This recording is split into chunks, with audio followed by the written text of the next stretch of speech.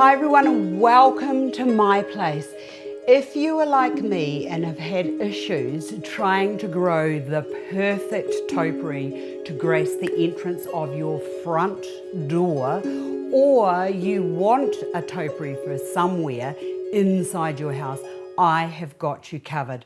One of the first things that I did when I was designing the range for Prestige Botanicals was we are going to have topiary camellias. I saw them in Japan when I was there a couple of years ago and I absolutely loved and adored them.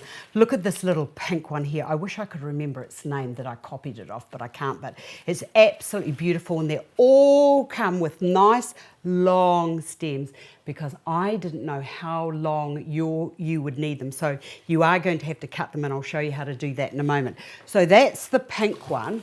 You can just sit there.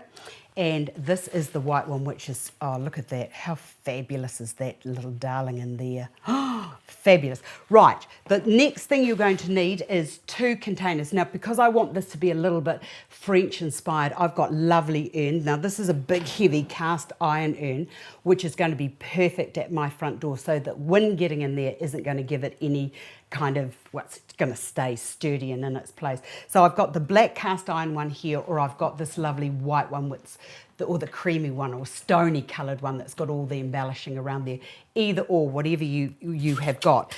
Plus you are going to need some grey foam. This is the best foam to be using. Oh, I don't like cutting that. And then you're just going to push the foam down into your container so that it's fully wedged in there and it's not going to go anywhere. Now, to get your proportional heights, it is 1.5 times the height or the width of the container, whichever is the greater.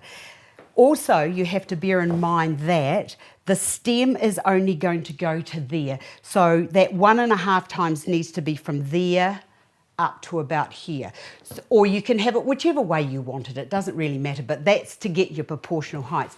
Now, to cut these wee beauties, what you need to get your right proportions, I'm going to have mine going in so that it's about to there. So just bend that up for a minute and then check it before you go. So as I said, 1.5 times, so that's going to go to about there. Also, it's only going to go to about there in the container because it doesn't go all the way through. So just lift that up to the height that you want it. Now, I've bent that over.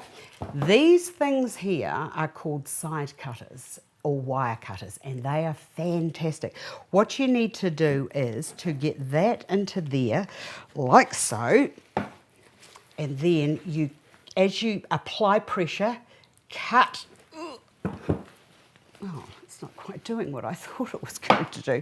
Whoopsie daisy, not all wire cutters are equal. So let's just go to this one, shall we? Whoopsie daisy, a little bit of pressure. You might need a man to help you. There we go. Yes, that's a good workout, isn't it? Getting rid of that, making sure that that is nice and straight, and then that just gets pushed down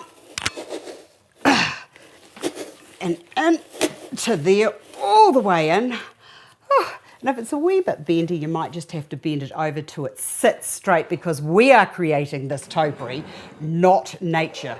And then on top of that, I have got some wood bark, or you could use some, this is just ordinary old orchid mix. You can just use that, and then turning that up,